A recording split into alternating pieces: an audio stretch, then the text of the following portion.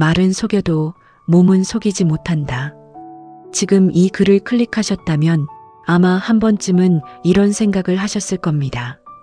그 사람이 뭔가 이상했는데 왜 그랬는지 이제야 알 것 같다. 혹은 이런 생각도요. 나한테 웃으면서 뒤에서 다른 말을 했던 그 사람, 도대체 왜 그랬을까?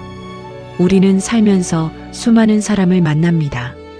직장 동료, 오랜 친구, 배우자, 자식, 형제자매. 그 사람들과 수백 번 밥을 먹고 수천 번 이야기를 나눴는데도 어느 순간 그 사람의 진짜 마음을 몰랐다는 걸 깨달을 때가 있습니다. 그 허탈함, 그 허망함, 그리고 한편으로는 내가 더 잘 볼 수 있었을 텐데 하는 아쉬움. 이 글은 바로 그 감각을 위한 이야기입니다. 사람의 말은 포장됩니다. 하지만 몸은 포장하는 법을 모릅니다. 눈빛 하나, 입술 끝 하나, 팔 하나가 말보다 먼저 진심을 드러냅니다. 지금부터 제가 드릴 이야기는 화려한 심리학 이론이 아닙니다. 우리 주변 어디에서나 볼 수 있는 장면들, 우리 자신도 모르게 내보냈던 신호들, 그리고 이제는 알고 나면 절대 잊히지 않는 사람의 진심을 읽는 법에 대한 이야기입니다. 준비되셨나요? 그럼 시작하겠습니다. 첫 번째 이야기, 눈을 피하는 사람의 속마음. 우리는 보통 이렇게 생각합니다. 눈을 못 마주치면 거짓말하는 거야. 그런데 사실 정확히는 조금 다릅니다. 눈을 피하는 행동은 거짓말보다 훨씬 넓은 의미를 가집니다. 그것은 지금 이 상황이 나에게 불편하다는 신호입니다. 직장에서 팀장이 회의 도중 어떤 직원과 눈을 마주치지 않으려 한다면 그 직원에 대한 불편함 혹은 그 직원에게 아직 말하지 못한 무언가가 있다는 뜻입니다. 50대 부부가 저녁 식사를 하며 대화를 나눌 때 한 사람이 계속 식탁 아래를 보거나 핸드폰 화면만 바라본다면 그것은 단순한 습관이 아닙니다. 마음이 이미 그 자리를 떠났거나 어떤 불편한 감정이 올라오고 있다는 뜻입니다.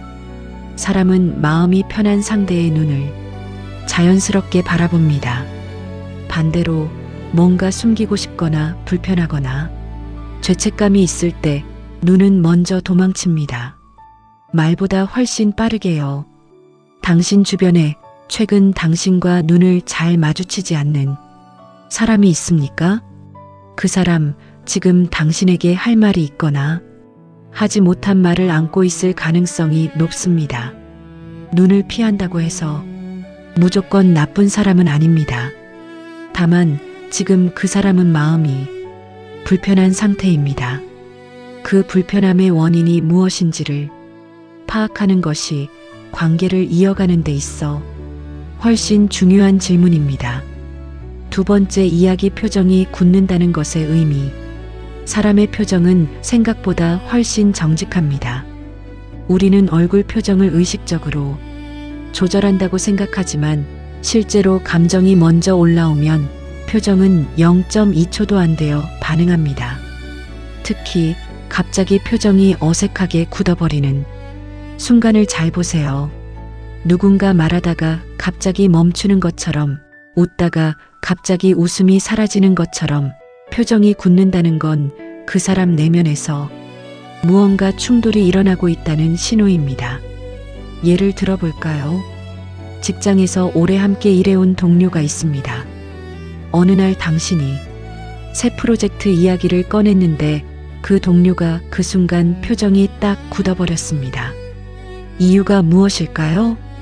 당신이 한 말이 그 동료의 이해관계와 충돌했거나 이미 알고 있는 정보를 당신이 모른다는 사실에 당혹스러움을 느꼈거나 아니면 당신에게 말하지 못한 어떤 사실이 있는 것입니다. 표정이 굳는 사람은 나쁜 사람이 아닙니다.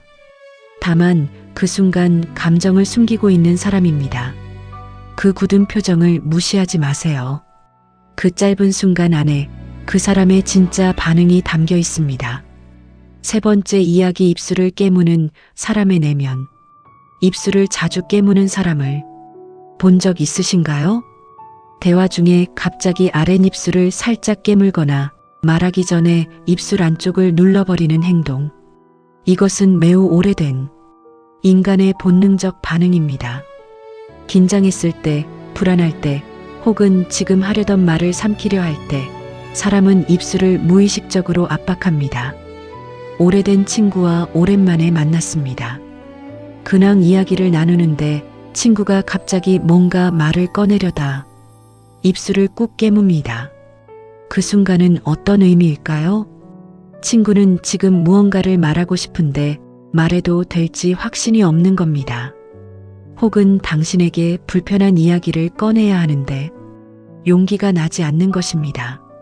입술을 깨무는 행동은 마음속의 말이 밖으로 나오려다 막히는 순간입니다. 그 사람에게 조용히 말해주세요. 뭔가 하고 싶은 말 있어? 그 한마디가 다친 마음을 열게 할 수 있습니다. 네 번째 이야기, 턱을 만지는 행동의 이중적 의미. 대화 중에 턱을 만지는 행동. 이것은 두 가지 전혀 다른 심리를 나타냅니다. 첫 번째 의미는 경계심입니다. 대화 상대가 마음에 들지 않거나 신뢰가 없을 때 사람은 무의식적으로 손을 얼굴 쪽으로 가져갑니다. 특히 턱이나 입 주변을 감싸는 행동은 나는 이 상황이 불편하다는 신체적 표현입니다. 두 번째 의미는 사고 중이라는 신호입니다. 뭔가 깊이 생각하거나 판단을 내리려 할 때도 턱을 어루만지는 행동이 나타납니다. 이때는 경계가 아니라 집중의 표현입니다. 이 두 가지를 구별하는 방법은 뭘까요? 바로 눈빛과 표정을 함께 읽는 것입니다. 턱을 만지면서 눈빛이 멀리 있거나 표정이 굳어 있다면 경계입니다. 턱을 만지면서 눈빛이 집중되고 고개가 약간 기울어 있다면 사고 중입니다. 비즈니스 미팅에서 상대방이 당신의 제안을 듣는 동안 턱을 만지고 있다면 그가 지금 그 제안을 진지하게 저울질하고 있다는 뜻일 수 있습니다. 반대로 당신과 눈을 마주치지 않고 턱을 감싸고 있다면 그는 이 자리 자체의 불편함을 느끼고 있는 겁니다. 몸의 언어는 하나의 신호만으로 해석하면 오독할 수 있습니다. 항상 여러 신호를 함께 읽는 습관이 중요합니다. 다섯 번째 이야기, 다리를 꼬는 행동의 방향. 다리를 꼬는 행동은 우리에게 너무 익숙한 자세입니다. 하지만 언제, 어떻게 다리를 꼬느냐에 따라 그 의미가 완전히 달라집니다. 빠르게 다리를 꼬는 것, 특히 대화 중 갑자기 다리를 꼬아버리는 행동은 나는 지금 마음의 문을 닫겠다는 신체적 선언입니다. 반대로 느긋하게 다리를 꼬는 것은 편안함의 표현일 수 있습니다. 중요한 건 타이밍입니다. 예를 들어볼게요. 가족 모임에서 어떤 이야기가 나왔을 때 한 가족 구성원이 갑자기 다리를 꼬아버렸습니다. 그 이야기가 그 사람에게 불편하다는 신호입니다. 마음을 닫아버린 것입니다. 또는 직장에서 상사가 어떤 요청을 하는 순간 직원이 빠르게 다리를 꼬았다면 그 요청에 대한 내면의 저항감이 있다는 뜻입니다. 입으로는 네, 알겠습니다라고 해도요. 다리는 매우 솔직한 신체 부위입니다. 사람은 보통 상반신은 의식적으로 관리하려 하지만 하반신은 무의식에 맡겨두는 경우가 많기 때문입니다. 특히 다리의 방향도 중요합니다. 앉아서 다리가 상대방 쪽을 향하면 관심의 표현이고 다리가 출구 쪽이나 반대 방향을 향하면 그 자리를 떠나고 싶다는 신호입니다. 몸은 항상 마음이 가고 싶은 방향을 먼저 향합니다. 여섯 번째 이야기, 팔짱을 끼는 것의 진짜 의미. 팔짱을 끼면 차갑거나 방어적인 사람이라고 흔히 말하죠. 그런데 팔짱을 끼는 이유는 사실 더 복잡합니다. 팔짱은 심리적 방어막입니다. 가슴 앞에서 두 팔이 교차되는 순간 그 사람은 무의식적으로 자신을 보호하고 있습니다. 상대방이 마음에 들지 않아서일 수도 있고, 상황이 불편해서일 수도 있고, 단지 추워서일 수도 있습니다. 그래서 중요한 것은 팔짱을 꼈을 때 다른 신호들을 함께 읽는 것입니다. 팔짱을 끼면서 살짝 뒤로 물러선다면 거리를 두고 싶다는 신호입니다. 팔짱을 끼면서 표정이 굳어 있다면 감정적으로 닫혀 있다는 신호입니다. 반대로 팔짱을 끼면서도 눈빛이 부드럽고 미소를 짓는다면 그냥 편안한 자세일 수 있습니다. 인간관계에서 가장 힘든 것 중 하나는 상대방이 나에게 거리를 두고 있다는 것을 알아채는 것입니다. 직접 말해주면 좋겠지만 사람들은 대부분 그러지 않습니다. 몸이 먼저 말해줍니다. 가까운 사람이 당신과 대화할 때 자주 팔짱을 낀다면 그 사람에게 뭔가 할 말이 있는 건 아닌지 한번 살펴보세요. 혹은 요즘 당신과의 관계에서 불편한 게 생긴 건 아닌지 돌아볼 필요가 있습니다. 7번째 이야기 질문이 많은 사람의 진심. 여기서부터는 조금 따뜻한 이야기를 해볼게요. 당신에게 유독 질문이 많은 사람이 있습니까? 요즘 어떻게 지내? 그 일은 잘 됐어? 요새 힘들지는 않아? 질문은 관심의 가장 솔직한 표현입니다. 사람은 관심 없는 상대에게 굳이 시간과 에너지를 써서 질문하지 않습니다. 질문을 한다는 것은 그 사람의 이야기를 더 알고 싶다는 뜻입니다. 그 사람 안에서 어떤 일이 일어나고 있는지, 어떤 감정을 느끼고 있는지, 내가 뭔가 도움이 될 수 있는지를 알고 싶다는 마음. 그것이 질문입니다. 50대에 접어들면 이런 걸 실감하게 됩니다.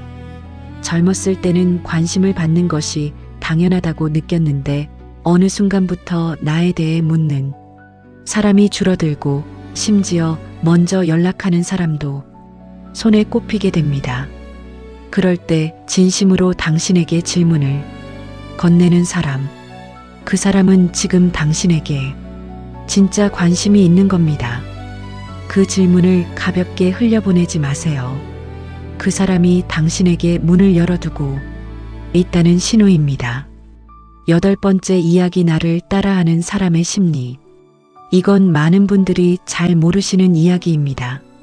대화 중에 상대방이 자신도 모르게 당신의 자세를 따라하거나 비슷한 어조로 말하거나 같은 단어를 반복해서 쓴다면 그것은 그 사람이 당신을 매우 편안하게 느끼고 있다는 신호입니다. 심리학에서는 이것을 미러링이라고 합니다. 사람은 호감이 가는 상대, 신뢰하는 상대의 행동을 무의식적으로 따라합니다. 영업을 하는 분들은 이것을 의식적으로 활용하기도 합니다. 하지만 자연스럽게 일어나는 미러링은 인위적인 것과 확연히 다릅니다. 당신이 커피잔을 들면 상대도 커피잔을 드는 타이밍이 맞는다거나, 당신이 살짝 앞으로 기울면 상대도 앞으로 기운다거나, 이런 자연스러운 동조는 두 사람 사이에 신뢰와 호감이 쌓여 있다는 증거입니다. 가끔 이런 생각이 드는 분들도 계실 겁니다. 저 사람이 나를 좋아하는 건지 아니면 그냥 예의 바른 건지 모르겠어. 그럴 때 미러링을 확인해 보세요. 자연스럽게 당신의 행동을 따라하고 있다면 그 사람은 당신 곁에서 편안함을 느끼고 있는 겁니다. 9번째 이야기, 크게 웃는 사람의 이면. 이 이야기는 조금 마음이 아플 수 있습니다. 모임에서 가장 크게 웃는 사람, 항상 밝고 에너지 넘치는 사람, 주변 사람들을 웃게 만드는 사람, 그 사람이 사실은 가장 외로울 수 있습니다. 이것은 단순한 역설이 아닙니다. 심리학적으로 매우 잘 알려진 패턴입니다. 사람은 내면이 힘들수록 밖에서 더 밝게 보이려는 경향이 있습니다. 웃음이 일종의 갑옷이 되는 것입니다. 내가 웃고 있으면 아무도 내가 힘든 줄 모를 거야. 내가 분위기를 띄우면 나도 기분이 나아질 거야. 이런 생각으로 웃음을 유지하는 사람들이 있습니다. 특히 오랜 세월을 살아오면서 많은 것을 버티고 감당해온 분들 중에 이런 패턴을 가진 분들이 적지 않습니다. 당신 주변에 항상 크게 웃는 사람이 있다면 그 사람에게 한 번쯤 조용히 이렇게 물어봐 주세요. 요즘 어때? 진짜로, 진짜로라는 말 한마디가 중요합니다. 그 말이 오랫동안 혼자 감당해온 무게를 내려놓을 수 있는 허락이 되기도 합니다. 10번째 이야기 손동작이 많은 사람의 내면. 마지막 이야기입니다. 대화할 때 손동작이 유독 많은 사람을 만난 적 있으신가요? 손을 자주 움직이는 것은 일반적으로 표현력이 강한 사람이라는 인상을 주지만 사실 그 이면에는 마음의 복잡함이 담겨 있을 때가 많습니다. 사람은 내면이 복잡하거나 감정이 격해질수록 그것을 언어로만 표현하는 것이 부족하게 느껴져 자연스럽게 손과 몸을 사용하게 됩니다. 특히 어떤 주제가 나왔을 때 갑자기 손동작이 많아진다면 그 주제가 그 사람에게 감정적으로 중요하다는 뜻입니다. 예를 들어 볼게요. 평소 차분한 사람이 어떤 이야기를 꺼낼 때 갑자기 손을 많이 쓰기 시작한다면 그 이야기는 그 사람에게 매우 중요한 의미를 가지는 주제일 가능성이 높습니다. 반대로 손동작이 갑자기 줄어들거나 손을 숨기는 행동을 한다면 그것은 지금 이야기하고 싶지 않거나 감추고 싶은 무언가가 있다는 신호입니다. 손은 마음의 두 번째 얼굴이라고 해도 과언이 아닙니다. 말은 통제가 되지만 손은 쉽게 통제되지 않습니다. 이 모든 신호를 알게 된 뒤에 중요한 것. 지금까지 10가지 이야기를 함께 나눠봤습니다. 눈빛, 표정, 입술, 턱, 다리, 팔짱, 질문, 미러링, 웃음, 그리고 손동작. 이 모든 신호들을 이제 알게 되었다면 한 가지 조심해야 할 것도 말씀드리고 싶습니다.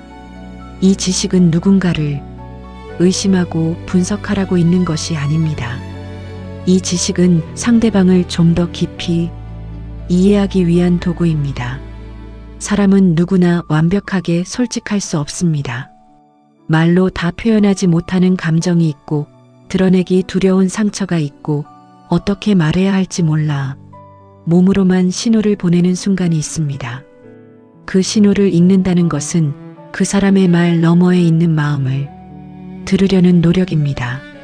살면서 우리가 가장 많이 후회하는 것 중 하나는 그때 그 사람의 말을 더 잘 들을 거리 아닙니다. 그때 그 사람의 마음을 더 잘 들을 거리입니다. 말은 언제나 마음보다 늦게 도착합니다. 하지만 몸은 마음과 함께 움직입니다. 이제 당신은 그 차이를 알게 되었습니다. 한 가지 더 나 자신의 신호도 읽어야 합니다.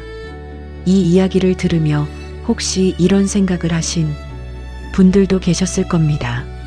아, 나도 그런 행동을 했던 것 같은데. 맞습니다. 우리는 타인의 행동을 읽는 것에만 집중하기 쉽지만 사실 이 모든 신호는 우리 자신에게도 해당됩니다. 내가 누군가와 대화할 때 자주 눈을 피한다면 그 관계에서 내가 불편한 부분이 있다는 뜻입니다. 내가 어떤 이야기를 꺼낼 때 손동작이 많아진다면 그것은 내가 그 이야기에 얼마나 감정적으로 연결되어 있는지를 보여줍니다. 내가 누군가 앞에서 팔짱을 낀다면 내 마음이 그 사람에게 거리를 두고 싶어 한다는 것입니다. 자신을 이해하는 것이 타인을 이해하는 것의 시작입니다. 살면서 가장 힘들고 오랜 시간이 걸리는 공부가 있다면 그것은 바로 나 자신을 읽는 공부입니다. 학교에서는 가르쳐 주지 않습니다. 누군가 꼭 집어서 알려주지도 않습니다. 하지만 어느 날 문득 깨닫게 됩니다.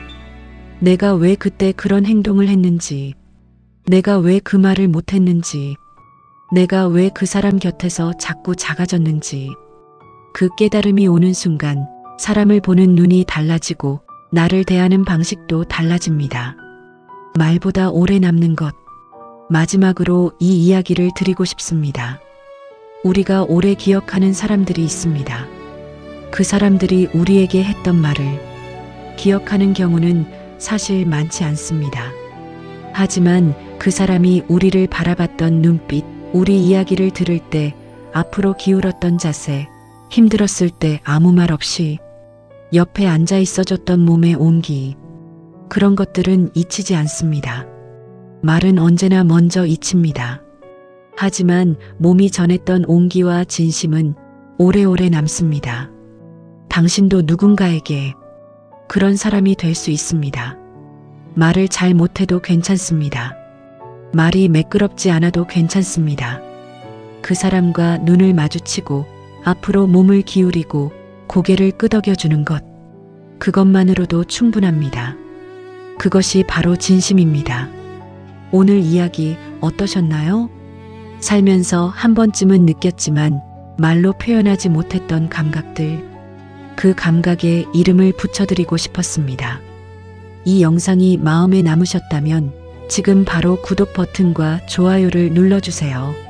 얻은 인생은 앞으로도 이런 이야기를 계속 가져오겠습니다.